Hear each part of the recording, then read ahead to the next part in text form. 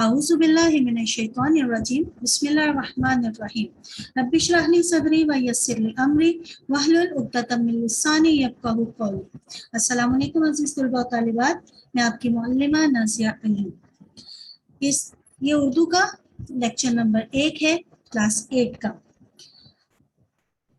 Students, موجودہ حالات کے پیش نظر SSCA نے بذریعہ زوم آپ کی کلاسز کا آغاز کرنے کا فیصلہ کیا تاکہ آپ کا یہ تدریسی عمل جاری و ساری رہ سکے اور آپ کسی بھی قسم کے تعلیمی نقصان سے بچ سکیں۔ تو آئیے اپنے لیکچر کا آغاز کرتے ہیں۔ میں امید کرتی ہوں کہ آپ نہایت غور سے سماعت فرمائیں گے۔ عزیز طلباء، آپ اس وقت اپنی اسکرین پر اپنی اردو کی کتاب دیکھ رہے ہیں۔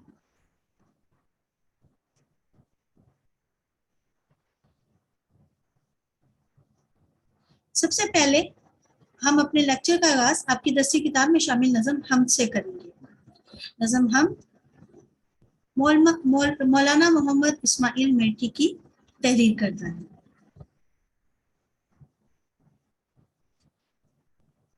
سب سے پہلے کاپی میکنگ کا طریقہ سمجھ لیجئے۔ انڈیکس کے بعد سب سے پہلے جو آپ کے پاس صفحہ آئے گا اس پر آپ اپنا تعارف بنائیں گے۔ اس کے بعد آپ آغاز برائے مقاط اول کا ٹائٹل پیج بنائیں گے جس کو سر ورک کہتے ہیں۔ اگلے پیج پر آپ نصاب برائے مقاط اول کی ہیڈنگ دے دیں گے اور اس پیج کو چھوڑ دیں گے۔ جب آپ کی فزیکل کلاسز ہوں گی تو آپ کو یہ آؤٹ لائن مل جائے گی، تب آپ اس وقت پیسٹ کر لیجیے گا۔ اس کے بعد آپ سب بچے اگلے پیج پر آپ اپنی اسکرین پر دیکھ رہے ہیں بانی پاکستان قائد اعظم محمد علی جناح کی اسی طرح ہیڈنگ لگائیں گے، ان کی ایک پکچر لگائیں گے، تصویر لگائیں گے، ساتھ ہی آپ جھنڈے کی تصویر لگا کر ان کا کوئی ایک کال لکھیے گا۔ اس کے بعد نظم حمد کا ٹائٹل پیج ہے۔ کاپی میکنگ کا طریقہ میں امید کرتی ہوں کہ آپ کو سمجھ میں آ گیا ہوگا اور آپ بہت اچھے طریقے سے اس کو فالو کریں گے۔ کلاس حمد، حمد کسے کہتے ہیں؟ حمد وہ صنف سخن ہے جس میں اللہ تعالیٰ کی تعریف و توصیف، تحمید و تقدیس، شان، قدرت، بڑائی، صفات اور نعمتوں کا ذکر کیا جاتا ہے۔ یعنی حمد وہ نظم ہے جس میں اللہ تعالیٰ کی تعریف و توصیف بیان کی جاتی ہے۔ آپ کی درسی کتاب میں شامل حمد کے شاعر ہیں مولوی محمد اسماعیل میٹھی۔ مولوی محمد اسماعیل میٹھی کی ولادت ہے 1844 جبکہ وفات ہے 1917۔ عزیز طلباء، مولوی محمد اسماعیل میٹھی ہندوستان کے شہر میرٹھ میں پیدا۔ ابتدائی تعلیم انہوں نے اپنے آبائی گاؤں سے حاصل کی۔ 16 برس کی عمر میں ہی بطور معلم اپنی پیشہ ورانہ زندگی کا آغاز کیا۔ اس کے علاوہ آپ سہارنپور، میرٹھ کے اسکولوں میں عربی اور فارسی کے استاد کی حیثیت سے اپنے فرائض منصبی سر انجام دیتے ہیں۔ آخر میں آپ آگرے میں سینٹرل نارمل اسکول میں استادوں کو تربیت بھی دیتے رہے۔ آخری عمر ایام میں ریٹائرڈ ہو کر آپ واپس میرٹھ آ گئے اور یہیں پر آپ اپنے خالق حقیقی سے جان لیے۔ مولانا صاحب کا شمار بچوں کے اہم شعراء میں ہوتا ہے۔ آپ نے زیادہ تر بچوں اور نوجوانوں کے لیے اصلاحی اور اخلاقی نظم تحریر کی۔ یہی وجہ تھی کہ آپ کو بچوں کے شاعر کا لقب ملا۔ آپ کی بامقصد شاعری نہ صرف پاکستان بلکہ ہندوستان کی درسگاہوں میں بھی پڑھائی جاتی رہی ہے۔ شاعرانہ خصوصیات، آپ کی شاعری زبان کی پاکیزگی اور بیان کی سادگی کا حسین امتزاج ہے۔ آپ کی تحریر میں روانی، سلاست اور مقصدیت پائی جاتی ہے۔ بچوں سے محبت کی وجہ سے اسماعیل میٹھی نے بچوں کے لیے نہایت خوبصورت، دلچسپ اور پر اثر شاعری کی۔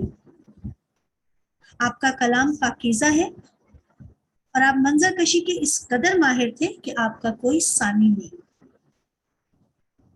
آپ کی شاعری کے اعتراف میں شبلی نعمانی فرماتے ہیں کہ حالی اور آزاد کے بعد اگر کسی نے پڑھنے اور سننے کے قابل کچھ کہا اور لکھا تو وہ اسماعیل میرٹھ ہی ہیں۔ آپ کی مشہور تصانیف میں شامل ہیں رضا جواہر، کامل اردو، سفینہ اردو، ادیب اردو، ترجمان فارسی۔ اس کے علاوہ آپ کا سارا کلام کلیات اسماعیل کے نام سے شائع ہو چکا ہے۔ عزیز طلباء، آپ نے مولوی محمد اسماعیل میرٹھی کا تعارف اضافی معلومات کے ساتھ سنا۔ اگر آپ یہاں پر دیکھتے ہیں تو مولوی محمد اسماعیل میرٹھی کے نام کے اوپر اسماعیل کے اوپر ایک علامت ہے، وہ ہے تخلص کی علامت۔ تخلص کسے کہتے ہیں؟ تخلص شاعر کا وہ مختصر نام جو وہ اپنی شاعری میں استعمال کرتا ہے، تخلص کہلاتا ہے۔ تخلص کی علامت آپ اپنی اسکرین پر دیکھ رہے ہیں۔ محمد مولوی اسماعیل میرٹھی کا تخلص ہے اسماعیل۔ نظم حمد۔ خدایا نہیں کوئی تیرے سوا، اگر تو نہ ہوتا تو ہوتا ہی کیا۔ ہم کے اس مطلب میں شاعر اللہ تعالیٰ کی وحدانیت اور حقانیت کی صدق کا تذکرہ کرتے ہوئے فرماتے ہیں کہ صرف اور صرف اللہ تعالیٰ ہی اس کائنات کی اصل اور حقیقت ہے۔ اللہ کے سوا کسی شے کی کوئی حقیقت نہیں۔ اس کائنات میں جو کچھ بھی موجود ہے اس کا خالق و مالک صرف اور صرف اللہ تعالیٰ ہے۔ گویا اگر اللہ تعالیٰ موجود نہیں ہوتا تو کچھ بھی نہ ہوتا۔ شعر نمبر 2۔ تصور تیری ذات کا ہے محال، کسے یہ سکت اور کہاں یہ مجال۔ مشکل الفاظ۔ تصور کا مطلب خیال ہوتا ہے، محال کا مطلب مشکل، دشوار، سکت طاقت کو کہتے ہیں، اور مجال کا مطلب ہمت۔ مذکورہ شعر میں شاعر اللہ تعالیٰ کے حضور اپنی عاجزی کا اظہار کرتے ہوئے کچھ اس طرح فرماتے ہیں کہ خالق اور مخلوق کا کوئی موازنہ ہی نہیں کیا جا سکتا۔ اللہ تعالیٰ کی ذات و صفات کو تصور میں لانا ناممکن ہے، گرچہ اللہ تعالیٰ اس کائنات کے ذرے ذرے سے آیا ہے۔ اس کی ذات کو پہچانا جا سکتا ہے اس کی نعمتوں اور اس کی قدرت سے۔ وہ کیا ہے، کیسا ہے، یہ سوچنا ناممکن ہے، انسان کے بس کی بات نہیں ہے۔ اس کی قدرت اور حکمت اس قدر وسیع ہے کہ انسان کا اس چیز کا اقرار تو کر سکتا ہے، مگر وہ انسان کی عقل میں سما نہیں سکتی۔ اس کی ذات انسان کی سوچ کے حدود و قیود سے بالا تر ہے۔ نہ ہی اس انسان میں اتنی طاقت ہے کہ وہ اپنے رب کو اپنی سوچ میں قید کر سکے یا اس کا احاطہ کر سکے۔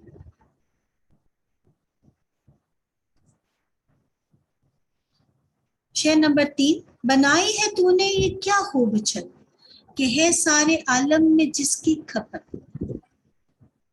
یہاں پر شاعر نے اللہ تعالیٰ کی نعمت آسمان کو چھت سے تشبیہ دی اور یہ کہا ہے کہ اللہ تعالیٰ کی اتنی نعمتیں جو ہمیں بارہا نظر آتی ہیں، جگہ جگہ نظر آتی ہیں، اس میں سب سے بڑی نعمت آسمان ہے، جسے چھت کے طور پر جو کسی بغیر سائبان کے کھڑی ہے اور سارے عالم پر سایہ بن کر کھڑی ہے۔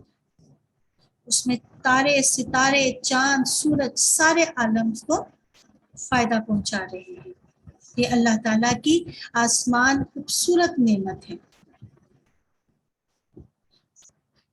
اگلا شعر۔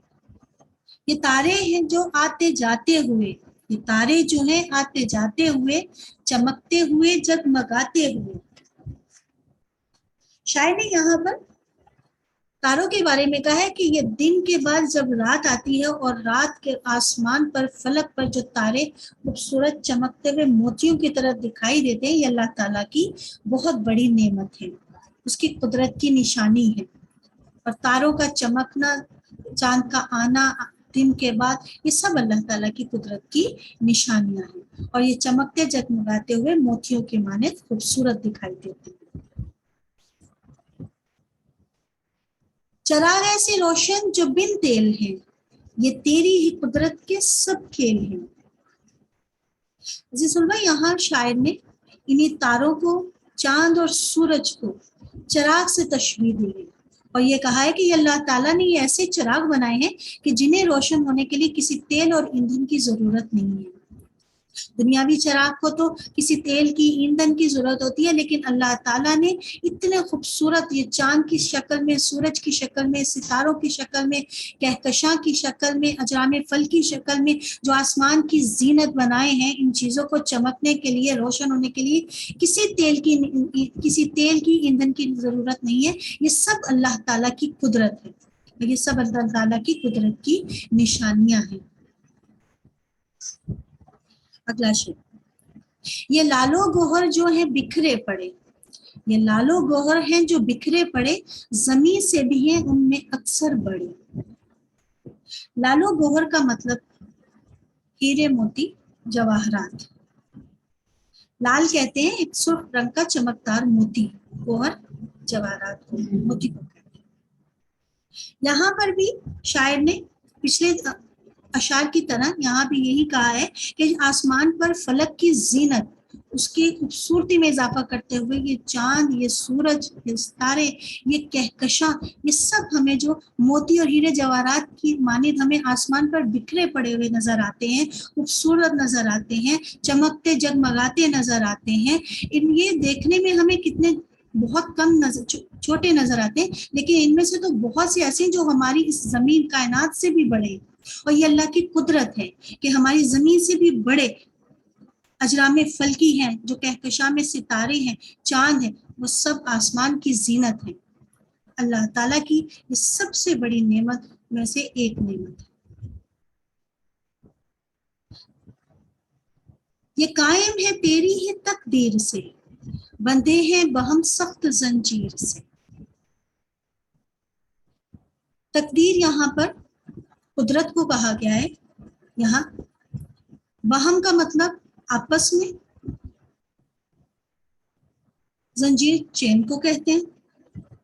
یہاں شاید یہ کہتے ہیں کہ یہ جو تمام نظام فلکی ہے، نظام اجرام فلکی ہیں، جو دن کا جانا، رات کا آنا، پھر رات کا جانا، دن کا آنا، سورج چمکتا ہے، دن میں پھر غروب ہوتا ہے، پھر رات آتی ہے، اور پھر تارے چاند چمکتے ہیں، کہکشاں ہمیں دکھائی دیتی ہے، خوبصورت آسمان فلک نظر آتا ہے۔ یہ تمام جو نظام ہے، یہ سب اللہ تعالیٰ نے آپس میں جو ایک چین کی مانند، ایک زنجیر کی مانند ان کو جوڑے رکھا ہے، یہ سب اللہ ہی کی قدرت کی وجہ ہے۔ یہ جو نظام قائم و دائم ہے، یہ اللہ تعالیٰ کی ذات ہی کی قدرت کی وجہ ہے کہ یہ سب آپس میں جڑے ہوئے ہیں اور ان میں کوئی بھی خلل نہیں، کوئی رکاوٹ نہیں ہے۔ میں امید کرتی ہوں کہ آپ کو ان اشعار کی تشریح سمجھ آ چکی ہوگی۔ آگے بڑھتے ہیں۔ وہ زنجیر کیا ہے کشش باہمی، نہ اس میں خلل ہو نہ بیشی کمی۔ یہ شعر بھی پچھلی شعر کا ہی تسلسل ہے۔ شاعر یہاں کہتے ہیں کہ یہ جتنا بھی کشش باہمی یعنی ایک دوسرے سے یہ جڑے ہوئے ہیں، ان کا آپس میں جو تعلق ایک زنجیر کی مانند ہے، اس میں کسی بھی قسم کی کوئی رکاوٹ، خلل کہتے ہیں رکاوٹ کو، اس میں کسی بھی قسم کی کوئی رکاوٹ نہیں آ سکتی، نہ اس میں کسی قسم کی زیادتی ہو سکتی ہے، نہ ہی اس میں کسی قسم کی کمی ہو سکتی ہے۔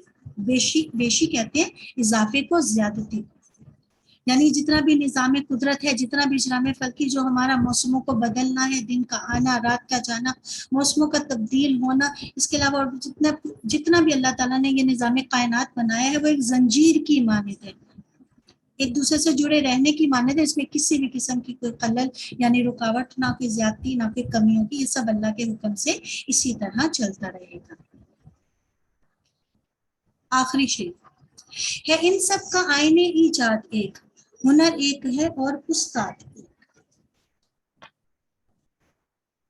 مذکورہ شعر میں اس کائنات کا تذکرہ کرتے ہوئے شاعر فرماتے ہیں کہ جس کی حقانیت کو کوئی جھٹلا نہیں سکتا، اس کائنات کا ذرہ ذرہ اللہ تعالیٰ کے بنائے ہوئے اصول کے مطابق چل رہا ہے۔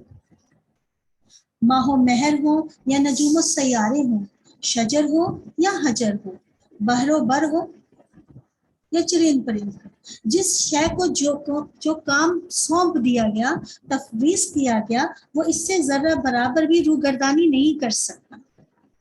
इरशाद बारी ताला है कि सूरज के बस में नहीं कि वो चांद को जा पकड़े और ना रात दिन से आगे निकल सकती है। सूरह यासीन में बिल्कुल इसी तरह इंसान गौर करे तो उसका एक एक अज़ू ठीक वही काम कर रहा है जो उसको कहा गया है। किसी में इतनी ताकत और सकत नहीं कि वो अल्लाह के बनाए हुए असूलों कवानीन में तब्दीली कर सके। इस तमाम निज़ाम को बनाने और चलाने वाली हस्ती वही एक अल्लाह ताला है और उसका कोई शरीक नहीं। जिस तरह वो अपनी जात में वाहिद है, इसी तरह इस कायनात का निज़ाम बनाने में भी उसका एक ही असूल और एक ही कानून है जिसको कोई रद्दोबदल नहीं कर सकता।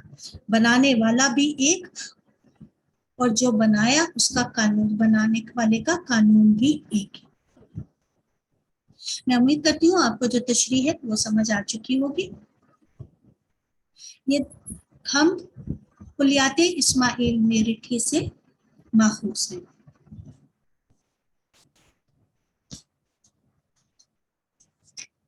क्लास 8 आप सबको हम की तशरीह जो है समझ आ चुकी होगी। आप सब बच्चों को इसकी तशरीह समझनी है, याद करनी है और प्रैक्टिस के तौर पर इसको रफ कॉपी में लिखिएगा। ठीक है, इंशाल्लाह अगले लेक्चर में हम आपको इसके घर का काम भी दिया जाएगा इसके हवाले से और मश्की सवाल समझाए जाएंगे।